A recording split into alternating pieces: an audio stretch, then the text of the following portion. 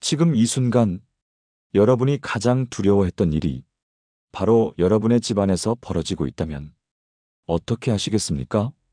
가장 믿고 의지하던 사람이 가장 깊고 오래된 상처가 되어 여러분의 등 뒤에서 다른 사람을 품고 있다면 그 배신 앞에서 여러분은 무엇을 선택하시겠습니까?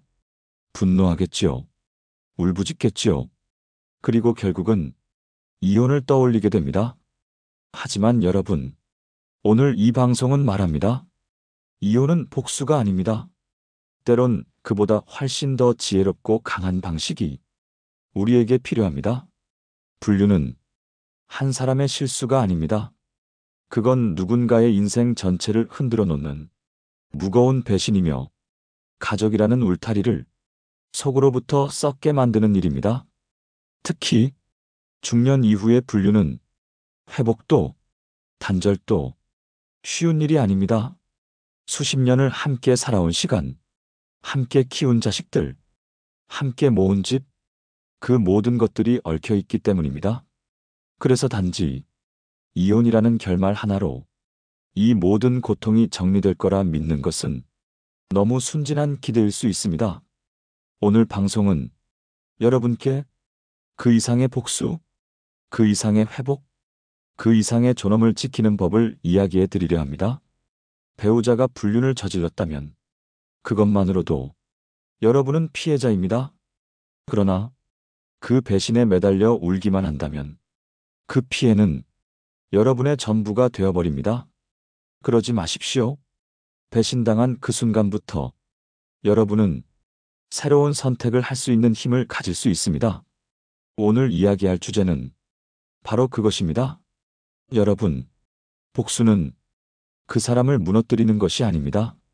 진짜 복수는 여러분 자신이 무너지지 않고 더 빛나는 삶으로 걸어나가는 것입니다. 그 사람이 여러분을 속였다는 이유만으로 여러분 스스로를 버려서는 안 됩니다. 오늘 이 시간 세 가지 복수의 방법을 사연과 실제 경험담을 통해 자세히 들려드리겠습니다. 이 이야기를 전하기 위해 한 분의 상담자가 전해준 가슴 아픈 사례로 시작해 보려 합니다. 경기도 수원에서 만난 57의 여성 이경희 씨의 이야기입니다. 그녀는 평범한 주부였습니다. 남편과 함께 반평생을 살아왔고 자식 둘을 대학까지 보낸 어느 가정의 어머니였습니다. 하지만 어느 날 남편의 외도가 밝혀졌습니다. 그녀는 말했습니다. 정말 말도 안 되는 이야기 같았어요. 그 사람이 나를 두고 다른 여자랑 거짓말 같았죠. 그런데 그 메시지를 봤을 때 정말 심장이 내려앉는 줄 알았어요. 그녀는 처음엔 이혼을 하겠다며 짐을 싸고 집을 나갈 준비를 했습니다. 하지만 그 순간 문득 스스로에게 묻게 되었다고 합니다. 내가 지금 이렇게 모든 걸 내려놓고 떠난다면 그 사람은 정말 반성할까? 여러분, 그녀는 그렇게 진짜 복수를 결심했습니다. 이혼보다 강한, 지혜롭고 고요하지만 결코 잊히지 않는 복수를요. 철학자 프리드리히 니체는 이런 말을 남겼습니다. 가장 깊은 상처는 침묵 속에서 흘러나온다. 말없이 웃고 있는 자가 가장 아픈 자일 수 있다. 이 말처럼 진짜 강한 복수는 소리치지 않습니다. 그저 자신을 회복하며 당당히 서는 것입니다. 다음으로 이경희 씨가 어떻게 남편에게 최고의 복수를 했는지 그 첫 번째 방법부터 들려드리겠습니다. 이경희 씨가 택한 첫 번째 복수는 바로 자기 자신을 다시 세우는 것이었습니다. 남편이 바람을 피웠다는 사실을 알게 된 후 그녀는 며칠을 울며 지냈습니다. 아무것도 먹지 못했고 잠도 잘 수 없었습니다. 거울 앞에 선 자신의 모습이 너무도 초라하고 낯설게 느껴졌다고 합니다. 그 순간 그녀는 이런 생각을 하게 됩니다. 내가 이렇게 무너져서 누가 기뻐할까? 이 사람이 내가 망가지길 바라고 있을까? 아니야. 그 사람은 내가 더 이상 자신 없는 여자가 되기를 원하고 있을지도 몰라. 여러분, 복수는 때로 자신을 일으켜 세우는 것에서 시작됩니다. 무너진 나를 다시 세워 당당하고 품위 있게 살아가는 것. 그것이 가장 조용하지만 강한 메시지가 됩니다. 그녀는 그날 이후 매일 아침 같은 시간에 일어나 샤워를 하고 화장을 하고 옷을 차려입었습니다. 남편이 어디서 무엇을 하든 그녀는 스스로의 하루를 스스로 설계하고 정갈하게 정리했습니다. 요가를 시작했고 책을 읽었고 오래전 끊었던 그림 그리기를 다시 시작했습니다. 처음엔 손이 덜덜 떨렸다고 합니다. 붓을 잡은 손이 자꾸만 멈췄고 눈물이 종이에 떨어진 날도 많았습니다. 하지만 그녀는 멈추지 않았습니다. 나는 다시 살아야 해요. 내 인생이 그 사람의 실수 때문에 끝나서는 안 되니까요. 이 말, 여러분도 가슴에 새기셨으면 좋겠습니다. 우리는 종종 누군가의 배신 앞에서 자신이 작아졌다고 느낍니다. 마치 내가 뭔가 부족해서 이런 일을 겪은 건 아닐까? 내가 더 사랑했기에 손해를 본 건 아닐까? 하지만 사랑은 거래가 아니고 배신은 절대 상대의 사랑이 부족해서가 아니라 그 사람의 인격이 부족해서 벌어지는 일입니다. 그녀는 자신을 돌보며 하나하나 삶을 되찾았습니다. 남편은 처음엔 그녀의 변화에 크게 신경 쓰지 않았다고 합니다. 그저 아내가 혼자 화내고 혼자 정리하다가 곧 돌아올 거라 생각했겠지요. 하지만 한 달, 두 달이 지나자 그녀의 모습은 완전히 달라졌습니다. 예전엔 늘 잠옷바람으로 식탁에 앉아있던 사람이 이젠 늘 새 옷을 입고 화사한 립스틱을 바르고 조용히 식사를 했습니다. 그녀는 말도 적어졌고 남편을 바라보는 눈빛에서도 애틋함보다는 어딘가 단단한 선이 생겼습니다. 당신, 나한테 뭐 숨기는 거 있지? 왜 그래? 예전 같지가 않아. 남편이 먼저 불안해지기 시작했다고 합니다. 여러분, 여기서 중요한 게 있습니다. 남편은 아내가 울고 있을 땐 크게 반응하지 않았습니다. 하지만 아내가 웃기 시작하자 두려워했습니다. 바로 그겁니다. 배신한 사람은 자신이 무너뜨린 대상이 다시 일어설 때 가장 당황합니다. 왜냐하면 그 사람은 여러분이 무너진 모습, 자신 없고 작아진 모습에 길들여져 있었기 때문입니다. 그런데 그 대상이 다시 빛을 가지면 이제는 자신의 거짓이 더 또렷이 드러나게 됩니다. 이경희 씨는 말했습니다. 이혼은 생각 안 했어요. 하지만 내가 어떻게 살아야 할지는 분명히 알겠더라고요. 나는 더 이상 그 사람을 중심에 두지 않겠다고요. 첫 번째 복수는 이렇듯 나를 나답게 만드는 것입니다. 여러분, 그것은 세상의 어떤 복수보다도 우아하고 고요하며 가장 치명적인 방식입니다. 다음으로 두 번째 복수, 존재를 지우는 것에 대해 이야기 나눠보겠습니다. 두 번째 복수는 존재를 지우는 것입니다. 여러분, 이 말이 혹시 너무 차갑게 느껴지시나요? 하지만 진짜로 누군가에게 가장 아프게 다가가는 방식은 그 사람을 내 삶에서 없던 사람처럼 만드는 것입니다. 이경희 씨는 어느 날 이런 결심을 했다고 합니다. 저 사람은 나를 배신했지만 난 그걸 계속 상기하면서 더는 상처받고 싶지 않았어요. 그렇다고 당장 이혼하자니 현실적인 문제가 너무 많았고요. 그래서 내 인생에서 그 사람을 서서히 지워나가기로 했어요. 그녀는 남편에게 이혼을 요구하지도 울부짖지도 않았습니다. 대신 한 사람의 존재를 하나의 방처럼 잠가두기 시작했습니다.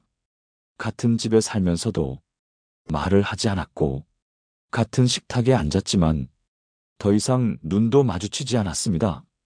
그 사람의 빨래를 개지 않았고 그 사람의 일정에도 관심을 두지 않았습니다. 필요한 말만 짧게, 감정 없이, 차가울 만큼 정리된 말투로 전했습니다. 그리고 나머지 시간은 자신의 삶을 가꾸는 데 썼습니다. 그녀는 가까운 복지관에서 실버 사진 교실에 등록했고, 한 달에 한 번은 혼자 미술관에 가는 시간을 만들었습니다. 가끔은 딸과 함께 여행을 다녀오기도 했고, 손주를 돌보며 그 존재감 없는 남편에 대한 생각을 하루하루 지워갔습니다. 어느 날 남편은 참지 못하고 소리쳤다고 합니다. 도대체 왜 이렇게 나한테 차갑게 구는 거야? 내가 그렇게 미웠으면 이혼하자고 하지 그래? 그녀는 조용히 대답했다고 합니다. 이혼? 그건 내가 결정할 일이야. 당신은 이미 내 마음에서 사라졌고, 나는 지금 나를 되찾는 중이야. 여러분, 존재를 지운다는 건 복수의 극단이 아닙니다. 그건 내 감정을 배신자에게서 천천히 분리하는 과정입니다. 그 사람이 더 이상 내 기분에 영향을 미치지 않도록, 내 하루의 중심이 되지 않도록, 나의 일상에서 조용히 조금씩 흔적을 지워가는 것입니다. 불륜을 저지른 사람은 대개 처음엔 자신이 유리한 위치에 있다고 생각합니다. 상대가 울고불고 매달릴 것이라 예상하지요. 하지만 그 반대의 상황이 펼쳐졌을 때 그들은 처음으로 자신이 무엇을 잃었는지를 깨닫게 됩니다. 그 존재를 잃었다는 사실이 비로소 무게로 다가오는 것입니다. 철학자 세네카는 말했습니다. 사람은 잃어버릴 것 없다고 생각할 때 가장 경솔해지고, 정말로 잃어버리고 나서야 그 가치를 안다. 그녀의 침묵은 그 어떤 소리보다 강력했습니다. 이야기 속 이경희 씨는 그 침묵을 통해 남편에게 가장 큰 질문을 남겼습니다. 이 사람은 왜 나를 잃었을까? 그 질문은 배신한 사람에게 평생을 따라다니는 그림자가 됩니다. 여러분, 여러분의 인생은 누군가의 거짓 사랑에 휘둘릴 만큼 가볍지 않습니다. 두 번째 복수는 그 진실을 침묵으로 증명하는 것입니다. 이번에는 세 번째 복수, 내 삶에서 나만의 성공을 만들어내는 방법에 대해 말씀드리겠습니다. 세 번째 복수는 내 삶에서 나만의 성공을 만들어내는 것입니다. 여러분, 불륜을 저지른 사람은 자신은 누군가를 잃었다는 감각보다 상대가 무너질 것이라는 확신에 가까운 기대를 합니다. 왜냐하면 대부분의 배신은 힘의 우위를 갖고 있다는 착각에서 시작되기 때문입니다. 이 사람은 어차피 나 없이는 살 수 없어. 결국은 용서할 거야. 이런 오만이 배신자들의 마음속엔 은근히 깔려 있습니다. 하지만 그 기대를 무너뜨리는 가장 강력한 복수는 나는 나대로 잘 살아간다는 증명을 보여주는 것입니다. 이경희 씨는 자신의 자존감을 회복하고 남편이라는 존재를 마음속에서 지운 후 진짜 인생의 반전을 시작했습니다. 그녀는 오랫동안 자신이 해보고 싶었던 일을 비로소 꺼내어 들여다보기 시작했습니다. 젊었을 땐 애 키운다고, 남편 뒷바라지 한다고 내가 하고 싶었던 건 다 미뤘거든요. 그런데 이제는 누구 눈치도 안 보고 내가 나한테만 충실하고 싶었어요. 그녀는 지역 사회복지센터에서 노인 대상 글쓰기 강좌를 신청했고, 자신의 불륜 피해 경험을 바탕으로 한 짧은 수필을 쓰기 시작했습니다. 한 편, 두 편 써가다 보니 사람들이 감동을 받고 나중엔 지역 신문에 칼럼을 연재하게 되었습니다. 그녀의 글은 단지 복수를 위한 치유가 아니라 다른 이들의 아픔까지 어루만지는 진짜 이야기가 되었습니다. 처음엔 그 사람에게 복수하고 싶어서 썼어요. 근데 어느 순간 제가 얼마나 소중한 사람인지, 제가 얼마나 잘 살아낼 수 있는 사람인지 그걸 글로 확인하게 되더라고요. 여러분, 불륜은 상처이지만 그 상처가 더 강한 나로 깨어나는 시작이 될 수도 있습니다. 불륜을 복수로만 끝내는 것이 아니라 나만의 성취로 완성하는 순간 상처는 더 이상 고통이 아니라 성장으로 바뀝니다.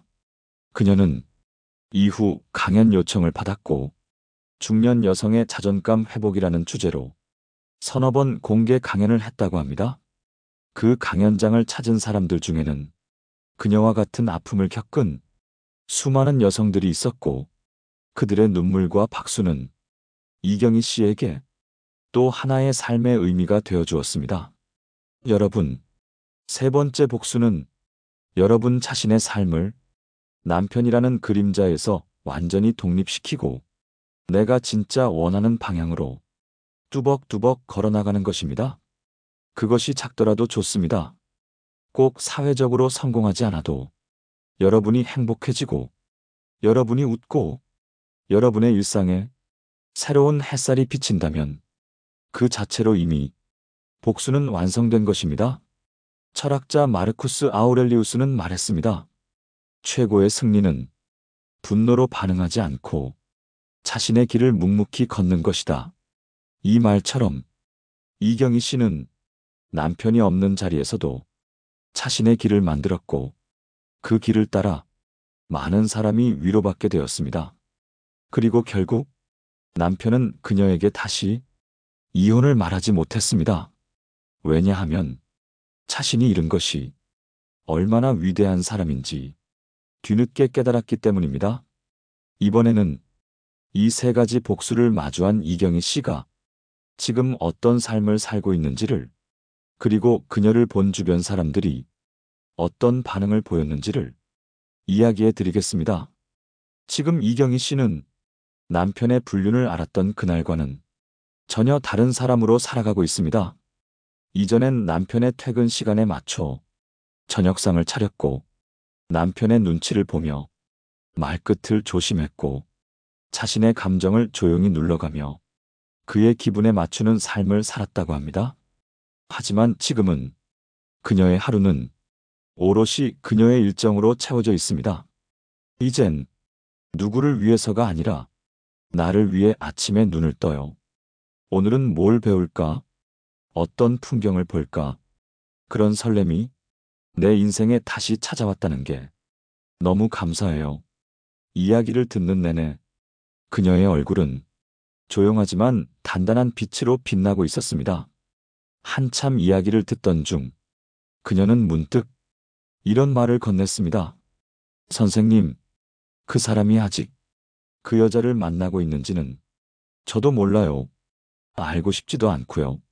이젠 그게 제 인생에 아무 의미가 없으니까요.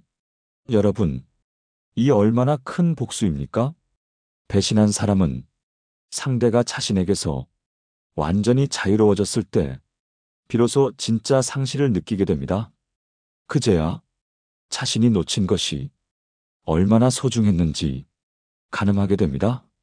그리고 그 복수는 다시 원래 자리로 돌아가 되찾는 사랑이 아닙니다. 그 복수는 나 혼자서도 충분히 아름답고 의미 있는 삶을 살 수 있다는 것을 보여주는 것입니다. 이경희 씨의 주변 사람들, 특히 딸과 아들은 처음엔 이 변화에 놀랐다고 합니다. 예전에는 늘 우는 엄마, 짜증내는 엄마, 답답해하는 엄마였는데 지금은 화사한 옷을 입고 손글씨로 엽서를 써주는 엄마, 주말이면 전시회를 가자고 말하는 엄마.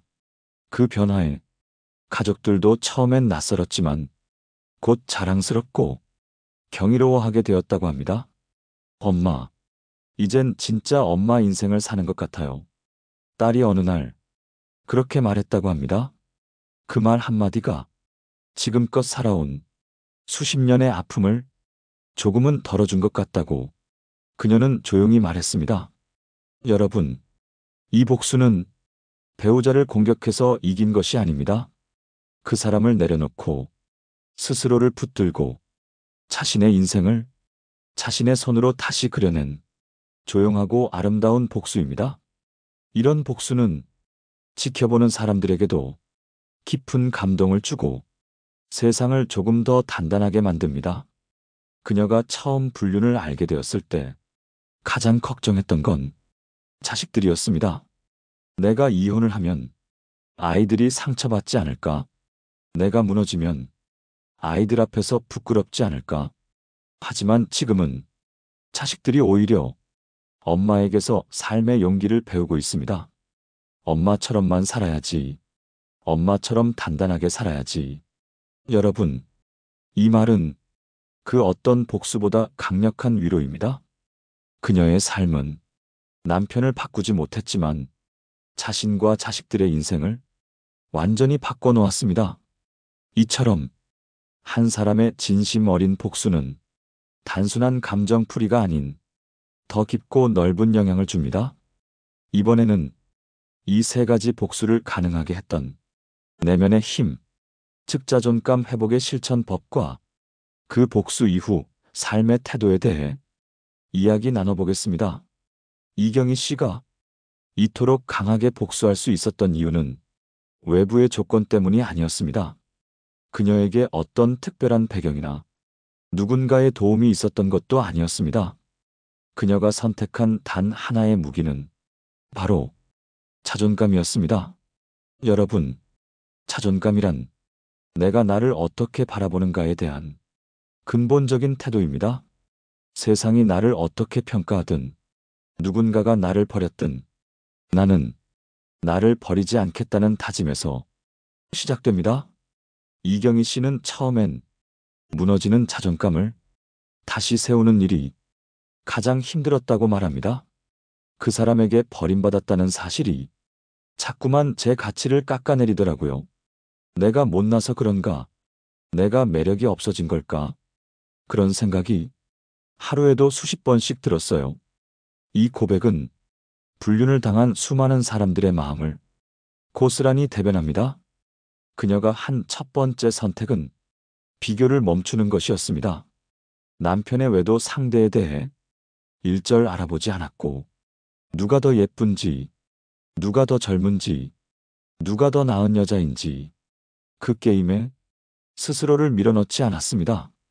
대신 그녀는 거울 앞에 서서 하루에 한 번씩 자신에게 말을 걸었다고 합니다. 경희야, 너는 괜찮아. 너는 지금도 충분히 멋진 사람이야. 넌 지금 잘하고 있어. 처음엔 이 말이 낯설고 부끄러웠다고 합니다.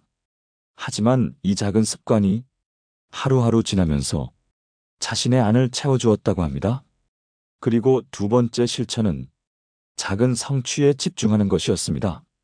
빨래를 개고, 창문을 닫고, 책 한 장을 넘기고, 그런 사소한 일에도 내가 오늘도 나를 위해 무언가를 했구나 라는 성취감을 느끼려고 했습니다. 자존감은 거대한 성공이 아니라 매일의 작은 승리에서 자랍니다. 그녀는 말합니다. 전에는 남편이 뭐라고 하는지, 아이들이 어떻게 생각할지, 항상 그런 것들에 내 감정을 걸어두고 살았어요. 근데 지금은 내가 나를 어떻게 보는지가 제일 중요하더라고요. 여러분, 우리가 복수라는 단어를 들으면 보통 누군가를 무릎 꿇게 하고 눈물 흘리게 하는 걸 상상하지만 진짜 복수는 나를 짓밟은 사람 앞에서 흔들리지 않고 서 있는 그 모습입니다. 그리고 그 중심엔 흔들리지 않는 자존감이 있습니다. 세 번째로 그녀가 실천한 것은 용서를 의무로 여기지 않는 것이었습니다. 많은 사람들이 그래도 용서해야 내가 편하지 않겠냐고 해요.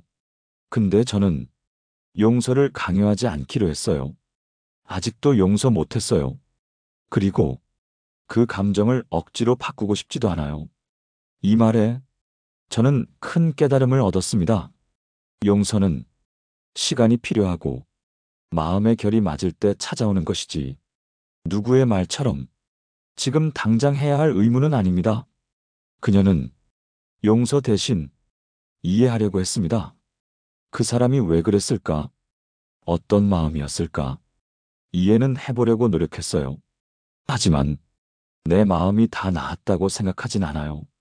그럼에도 이렇게 사는 제가 스스로에게 자랑스러워요. 이 말은 자존감이 회복된 사람만이 할 수 있는 고백입니다. 철학자 루소는 말했습니다. 내면의 평화는 남을 용서해서가 아니라 나 자신을 이해할 때 생겨난다. 그녀의 평화는 남편이 반성해서 생긴 것이 아닙니다. 자신을 있는 그대로 받아들인 그 단단한 마음에서 비롯된 것입니다. 이번에는 이 세 가지 복수의 여정을 지나온 이경희 씨가 마지막으로 청취자 여러분께 남긴 짧지만 진심 어린 메시지를 전해드리겠습니다. 이경희 씨는 상담실 문을 나서며 이 한마디를 남겼습니다. 선생님, 지금 제 삶은 남편이 불륜을 저지르기 전보다 훨씬 더 단단하고 더 자유롭습니다. 그 사람은 여전히 그 자리에 머물러 있을지 몰라도 저는 그 자리를 떠나 더 넓은 세상을 걸어가고 있거든요. 그녀의 얼굴엔 더 이상 눈물도 분노도 없었습니다. 그 자리에 남아있던 건 조용한 평화, 그리고 스스로를 선택한 사람만이 가질 수 있는 당당한 자신감이었습니다.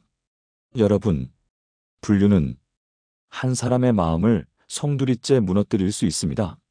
그 아픔은 겪어보지 않은 사람은 절대 가늠할 수 없는 깊이와 날카로움을 가지고 있습니다.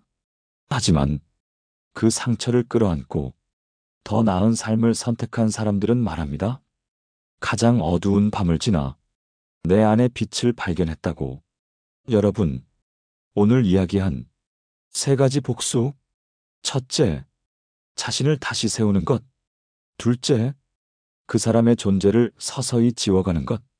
셋째, 내 삶을 나만의 성공으로 완성해가는 것. 이 세 가지는 결코 빠른 길도 쉬운 길도 아닙니다. 하지만 이 길을 끝까지 걸어낸 사람들은 결국 다시 자신을 사랑하게 됩니다. 그 사람을 무너뜨리는 것이 복수가 아니라 그 사람 없이도 빛나는 나를 보여주는 것. 그것이 진짜 복수라는 것을 우리 모두가 기억하셨으면 합니다.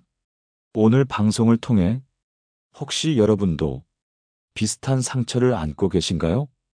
혹은 누군가의 배신 앞에서 갈피를 못 잡고 계시다면 이 이야기가 여러분의 내면의 작은 용기가 되어주기를 바랍니다. 여러분은 그 어떤 배신에도 무너지지 않을 사람입니다. 이 방송을 듣고 계신 지금 여러분은 이미 그 복수의 첫걸음을 내디딘 것입니다. 한 고사성어에 이런 말이 있습니다. 이심전심, 진실한 마음은 말하지 않아도 그 진동이 상대에게 전해진다는 뜻입니다. 여러분의 조용한 회복, 여러분의 단단한 하루, 그 모든 복수가 세상에서 가장 무서운 복수로 언젠가는 상대의 가슴을 조용히 울릴 것입니다. 오늘 방송이 여러분 마음의 위로와 용기의 씨앗이 되었기를 바랍니다. 혹시 오늘의 이야기 속에서 여러분의 경험이 떠오르셨다면 댓글로 여러분의 이야기를 나눠주세요. 좋아요와 구독은 이 채널이 더 많은 이들의 아픔을 보듬을 수 있도록 도움이 됩니다. 지금까지 함께 해주셔서 진심으로 감사합니다. 여러분은 혼자가 아닙니다. 이제는 여러분 스스로가 여러분 인생의 가장 강력한 응원자이자 보호자임을 잊지 마세요.